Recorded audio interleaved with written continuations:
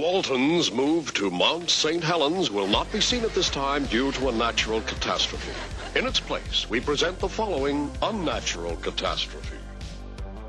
It's a little wild and a little strange, with this show that was based out on the range. In rural Arizona on a dude ranch called the Bar None, guests from all around the world could come ride horses, discover nature, learn about cowboy living in the 1980s, and get a real Western experience. However, it's the workers of this ranch that make the stories, from goofy teenage shenanigans like sexist bets and spitting hot fire, to actual dangerous situations like robberies and dangerous animals. This show had it all, bar none. Hey, what's up everybody, and welcome back to Macabre'Gorium Labs presents School of Boredom, a showcase of things likely forgotten, Nickelodeon edition. My name is Bats, and I'll be your guide today as we saddle up for today's topic with lesson N111. Hey dude, jackrabbits and killer cacti. Better watch out for those man-eating jackrabbits and that killer cacti. Hey dude. Before we continue, please remember that this particular show was a product of its time, and I had nothing to do with writing it, I had nothing to do with producing it, I'm merely here showcasing it. That being said, here we go. So on July 14th, 1989, Nickelodeon and Sintel Productions launched a teen-based television program that was half teen drama and half sitcom, sans laugh track, and it didn't need one. This program would take place on a western dude ranch called the Bar None Dude Ranch, located in rural Arizona, United States. Now, I'm pretty sure I know what some of you are thinking at this point. Really, Bats? A show about a cowboy ranch in the late 80s, early 90s, and this was popular? Well, yes, really. And yes, it was very popular. Personally, I actually do remember watching this one every time it was on. This amazing show was made at the actual, real-world Tanque Verde Guest Ranch located in Tucson, Arizona.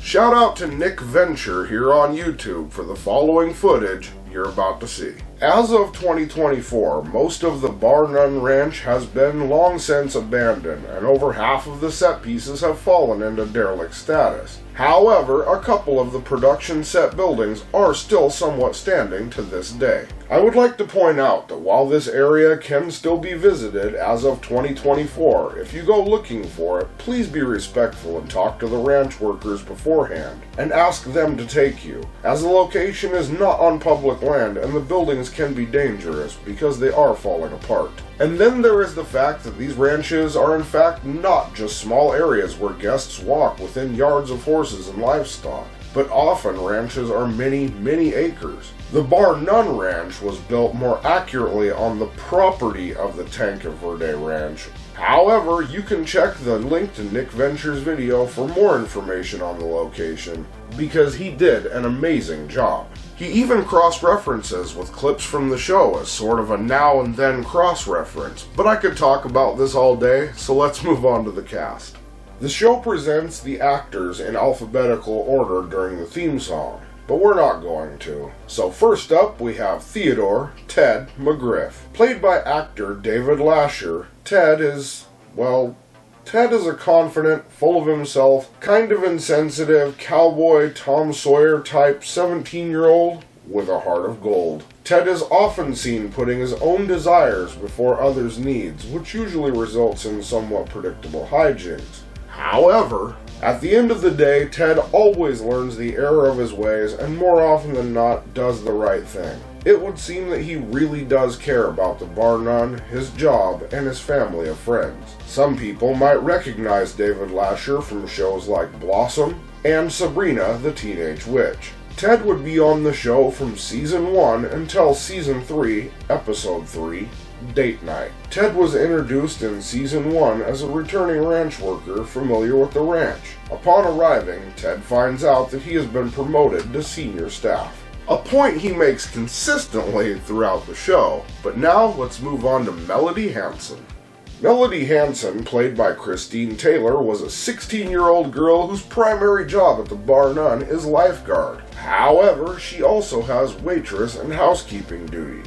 Melody is a sweet and overly nice, perky character that is always super positive, albeit kind of immature and naive. She can be seen at times worrying about her friends, and rightfully so, as they are a group of silly, goofy television teens. Melody probably has the biggest heart of them all, and there's even an episode that sees the group contending to see who can be as nice as she is. Not to mention, Melody can spit hot fire. Check it out. My name's Cool M. I work on a dude ranch. People eat so much here you'd swear it's a food ranch. They eat lots of eggs, they eat lots of butter, enough cholesterol to make your whole heart flutter. Mel, please, that's awful. What, flutter and butter? No, the whole thing. Fans of this show might recognize Melody from things like the Brady Bunch movies, where she played Marcia Brady, or as a guest star in shows like Seinfeld, Friends, or one of my personal favorites, My Name is Earl. Melody was introduced in Season 1 and would feature throughout the entire series. But next, let's move on to Danny Lightfoot. Introduced in Season 1, Danny Lightfoot was portrayed by Hopi Native American actor Joe Torres. Okay, this one's gonna get a little tricky. You'll see. Let's just move on. We have no real idea how old Danny or the actor that portrayed him were. So for the sake of this video, let's just say he was 17 years old. And he was a ranch hand like Ted, with responsibilities like taking guests on nature hikes, nature lectures, Native American culture lectures, and helping out with stable chores. Danny has a great respect for his Hopi heritage, his family, and his friends. Danny often teaches his friends about having respect for nature and humans in general, a topic we will touch on just a little bit by the end of this video. However, there is pretty much no information on Joe Torres, and there are a ton of rumors, but they are only just that after Hey Dude wrapped up, he just seemed to disappear from everything. The only other credit we could find was from a movie from 1976 called The Human Tornado, but the role was uncredited. Wherever he is, we hope he's doing well. Moving forward with that theme, next up we have Brad Taylor. Bradley, or Brad as she prefers to be called, was played by then actress Kelly Brown. Brad was the bar none horse riding instructor, and just like Melody, her primary duties also included waitressing and housekeeping. But, unlike Melody, Brad is less sweet and more, stubborn, complete with rough edges. She's sort of... You said some pretty nasty things to him. He said some pretty nasty things to me, too. He was just reacting to you. But she also has a soft side, too. As a date, Ted is an endless source of fun and surprises. He's very amusing. It definitely exceeded all my expectations. All in all, Brad was a hard-working, slightly vindictive, but ultimately good-hearted person that struggled to be a professional. She has a severe fear of water and therefore avoids the ranch pool and lakes. Swimming? You know I'm afraid of the water. Up next we have Benjamin Buddy Ernst Jr. Benjamin, or Buddy, was brought to life by a young man named Josh Teigel. Sorry if I butchered that name. This would also be his only acting credit. However, he did play the son of the ranch owner. I believe when the show starts, Buddy is 11 years old. However, as the show progresses, it is announced that he is 13 years old, so I'll leave that one up to you. While not a worker at the bar none, lore states that Buddy is at the ranch every summer to spend time with his dad, and about 2/3 of the time he is involved heavily in the stories told by this program. Josh auditioned along with 119 other Tucson area young men in 1988 and arose the victor, winning the role of the rascally teen. Other than average teen wackiness like bribery, blackmail, stopping robberies, or saving the lives of his fellow ranch hands, Buddy is an average 1980s, 1990s teenage boy. Buddy is also a first-degree black belt, and city boy finding himself to be a fish out of water at the ranch. He enjoys candy bars, comic books, skateboarding, and shenanigans. Buddy saves the day a lot and could prevent a lot of bad things from happening, with his biggest fear being that he will turn into his father. And other than being kind of a dork, that necessarily wouldn't really be a bad thing. Next, let's talk about his father, Benjamin Ernst Sr. Introduced in Season 1 as the new owner of the Bar None Ranch, That's the new owner? he was played by actor David Brisbane. Some of you might have seen David Brisbane in other things, as he has a pretty lengthy list of credits for film and television, with 69 credits on his IMDb page. Benjamin Ben Ernst, or as the employees call him, Mr. E, is an accountant from New Jersey that bought the ranch in an effort to live out his dream of being a real cowboy. No, I've always fancied myself to be a cowboy. Mr. E is constantly coming up with schemes of his own to try to boost attendance at the ranch. There are more than a handful of episodes where Mr. Ernst is trying to come up with a way to save the ranch. These tactics include, but are in no way limited to, goofy wardrobes, tourist traps, merchandise, events, and various other comical television tropes. Ernst's Miracle Desert Sod. It's sod designed to grow on sand. Mr. E is a big-hearted, well-intentioned, and caring boss. He takes great pride in his ranch and cares a great deal for his teenage workers and their safety. He tends to embellish when regaling stories, making himself out to be a brave and fearless boss. I believe in the Old West they would call these tall tales. But in reality, while seeming maybe a little timid and scaredy, Mr. Ernst has proven that he will risk his life to protect his employees, even stepping in front of a loaded gun and preventing danger, in his own way, on multiple occasions. Mr. Ernst always seems to get it together.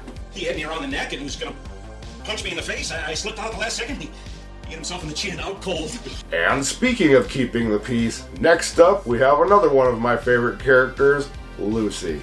Also introduced in Season 1 as a longtime ranch worker that has been there longer than the teens, Lucy was the voice of reason, and more often than not acted as the glue that helped them all stay together. There was never a last name given for Lucy. However, she was brought to life by actress Deborah Coleman. Lucy was the hard-as-nails ranch hand, I would argue supervising ranch hand of the Bar None Ranch. Lucy only appeared in 27 of the 65 episodes, but she was always there to provide wisdom, teach lessons, and break up arguments among the teens. Deborah Coleman would have a few roles after Hey Dude, with her latest being in 2020's Halfway Home.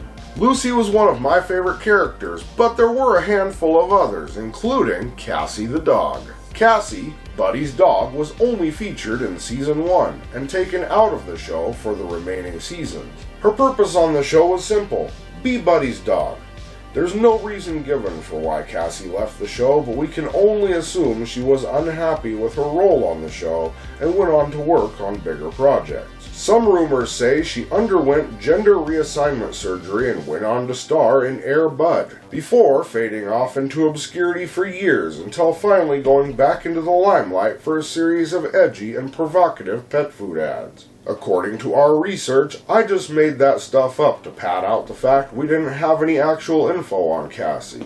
But really, there is no real info on Cassie the dog. There were two other main characters that would appear during Season 3, and let's start with Jake Decker. Jake Decker was first introduced in Season 3, Episode 4, New Kid on the Block. Jake was played by actor Jonathan Galkin, whom only had one other acting credit in a short-lived teen-based television series called Way Cool from 1991. Jake was written to be the nephew of Bar None owner Mr. Ernst, that comes to stay at the ranch from Los Angeles, California to learn responsibility. We assume he's about 17 years old and he would remain on the show for the rest of its run. Jake is a typical 1990s California teen. With his goofy surfer vibe and talent for playing drums, he was a ton of fun. In my opinion, this character was a welcome addition, and he brought a ton of over-the-top shenanigans to the show. He's a well-meaning, clumsy doofus that always seems to escalate situations with often hilarious results, and he's one of my favorite characters. It would seem that Jake was meant to take the place of Ted, only he was more peppy, easygoing, and sillier than Ted was. With all that weirdness going on via Jake, the show had to even things out somehow, and that's where we get Kyle Chandler. Okay, so Kyle Chandler, played by Jeffrey Coy, would be the son of Lucy's ex-boyfriend, whom comes to visit Lucy at the ranch. However, before departing, Kyle decides he wants to stay and work at the ranch. He would only be featured in 14 of the 65 episodes of the show, but according to our research, he was credited in almost 30 episodes. Danny, shouldn't the girls do this? We'll talk. This character was bland, sort of like if powdered milk were a sexist person. No, Brad, you should be all dainty and dressed up in some cute little outfit and have the horse jump a foot or two off the ground and then get some pretty ribbon pinned on you. That's called being civilized. It's being called a wimp. Kyle was there from time to time, on occasion acting as a potential love interest for Brad, doing ranching chores, and didn't really have many storylines devoted specifically to him. And when they did start giving him his own stories, Ted returns. Sorta. So, Ted returns late into Season 4, Episode 7 to be exact, but this was only a single episode. You see, back in Season 3, Ted had to leave the ranch because there was some kind of mix-up at his school and he had to go take summer school courses, and therefore could not work at the ranch. In this episode, accurately titled Ted Returns, he shows up at the Bar None and basically spends a few days playing Mr. Ted Took-a-Look, spying on everyone and staying hidden. When he is finally discovered, the group convinces him to go back and finish his schooling instead of running away. Flash forward a handful of episodes and Ted returns again, this time boasting to have won the lottery for $150,000 and wanting to invest $75,000 into the Bar None in exchange for being partners with Mr. Ernst. I'm pretty sure some of you are probably thinking right now, yeah right, Ted's lying or he was wrong about the amount, but no, he actually did win the Arizona State Lottery for $150,000. And then this happened. And give me some ID for verification. This check will be officially yours. Got it? Here's my ID. You're not 18. So? Well, you have to be 18 to purchase a lottery ticket. This was a lottery ticket purchased illegally, and an illegal purchase, you can't win. Ted would remain on the show for the rest of its run from this point, as he now needs the job. This show was a ton of fun, and even after all these years, it had me laughing. Not to mention, I just watched all 64 episodes twice on Paramount Plus just to write this script because I wanted to be as accurate as possible.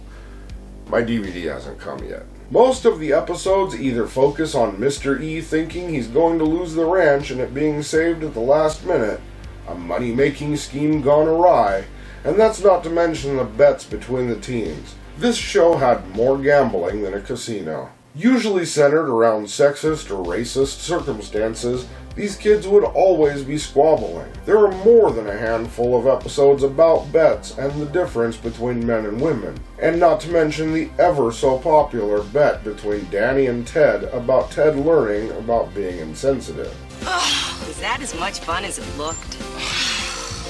As an example, here. What's it about? It's all about the brave settlers of this land who traveled across the brutal wasteland, taming the cruel environment and the savage American Indian. Excuse me? And then this happens. We're talking about lies, myths, distortions. Danny. You have no idea what the Indian civilization was like. In fact, I'll bet you can't go a week without the things we provided for you. And it finally ends with Ted learning a valuable lesson. I don't understand something here. How come we never read about this in the history books or see it in movies or anything? Who writes the history books, Ted? Who makes the movies? Not too many Indians. I feel like a complete jerk, Danny. Again, more stories from this show rely on the employees betting between each other than actually getting work done. There were also a bunch of episodes that revolve around actual danger, and not all of the dangers came from the wilderness. Here's a few of the more noteworthy examples. There are a bunch more, but then we'd be here all day. Buddy almost dies in the desert. In episode 1-4, Goldilocks, Buddy runs away and takes his favorite horse with him into the desert, the hot Arizona desert, with little to no supplies and gets lost. But the gang finds him just in time and bring him back. The ranch gets robbed at gunpoint. In episode 1-7, Perfect Father, the bar none is robbed by a father-son duo at gunpoint, and this would establish that Mr. Ernst would take a bullet for his kids. Melody falls into an abandoned mine shaft. In episode 1-5, The Competition, Ted leads Melody and Brad out into the desert blindfolded and leaves them there separately in a challenge to see who can spend the night in the desert alone with no supplies. But Melody accidentally falls into a mine shaft, only to be saved after Brad hears her screams that she almost didn't take seriously. The whole crew is almost murdered. In Season 2, Episode 5, Crash Landing, the group meet a crash-landed airplane pilot who turns out to be a robber and throws them all down an abandoned mine shaft in order to make his escape. Buddy saves the day. It seems like most of the dangerous episodes took place in Season 1 and 2, while Seasons 3, 4, and 5 took on serious but different tropes. However, as I said, this show was a product of its time, so all episodes wrapped up with lessons being learned and a hearty laugh. The cast work great together, even if a couple of them are not that great at acting. This is part of what gave the show its charm. And with this charm, there were a few continuity issues. The biggest of which being, it has been said that each season of the show takes place over one summer, meaning that the show took place over a 5-year span. However, in Season 1, Ted says he's 17 years old, but then, near the end of Season 4, he can't claim the lottery winnings because he's underage, but he would have been about 21 years old by the show's timeline. Let me know in the comments section if you know of any other continuity issues, but this show also had its fair share of guest stars, like Captain Lou Albano, and Laura Innes.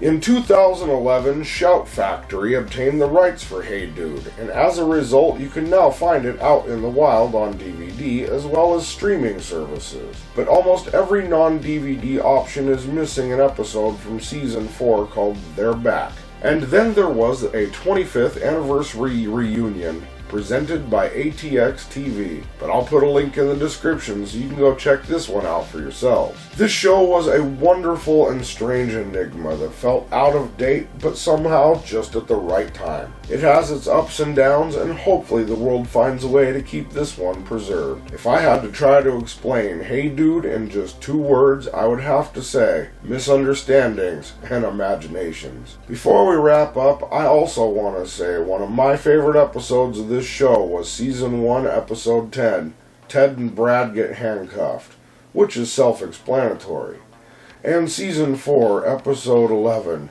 Some Like It Hot, where Jake and Danny decide to dress and act like 2 ranch magazine writers that have come to review the ranch. It's funny as hell. And that episode only works because coincidentally Mr. Ernst barbecued his glasses and couldn't see that these 2 ladies were Jake and Danny. But now, you know I just have to ask. Were you a fan of this show? What was your favorite episode or character? Do you know any facts we left out? Maybe you have a suggestion for a future topic, or just want to drop in and say hi. Either way, we'll see you in the comments section. We'd love to hear from you. And with that, unfortunately, we've come to the end of another School of Boredom Nickelodeon Edition lesson. I've been your host, Bats, and this has been number 111. Hey Dude, Jackrabbits, and Killer Cacti. Be sure to check back next time because you never know what we have in store. As usual, think for yourselves, be excellent to each other, and keep it creepy. And if Buddy tries to get you to listen, listen. See you in the next one.